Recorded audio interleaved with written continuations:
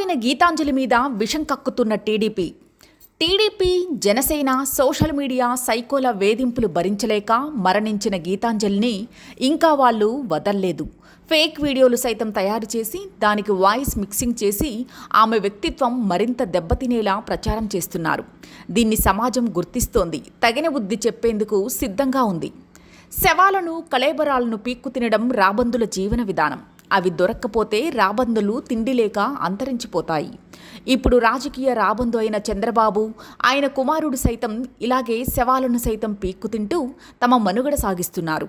తాము చేసింది తప్పు కుట్ర అనేది లోకానికి తెలిసి ప్రశ్నిస్తారు అనే పరిస్థితి రాగానే వాళ్ళ క్యారెక్టర్ వ్యక్తిత్వాన్ని డ్యామేజ్ చేసే పని కోసం తమ మీడియాను సోషల్ మీడియాను పురమాయిస్తారు.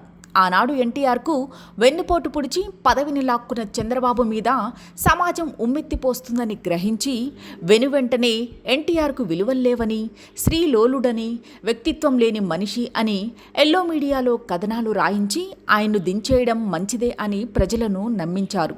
తరువాత ప్రజారాజ్యం పార్టీని పెట్టిన చిరంజీవిని సైతం అలాగే డ్యామేజ్ చేసి పరువు తీశారు. నేడు గీతాంజలి అనే మహిళను ఘోరంగా ట్రోల్ చేసి హింసించి చంపేసి ఆ తరువాత కూడా ఆమె వ్యక్తిత్వాన్ని కించపరుస్తూ పోస్టులు పెడుతున్నారు. ఆవుకూడు చంద్రబాబుకు రుచించినట్లుగా ఇంకెవ్వరికీ అచ్చిరాదేమో.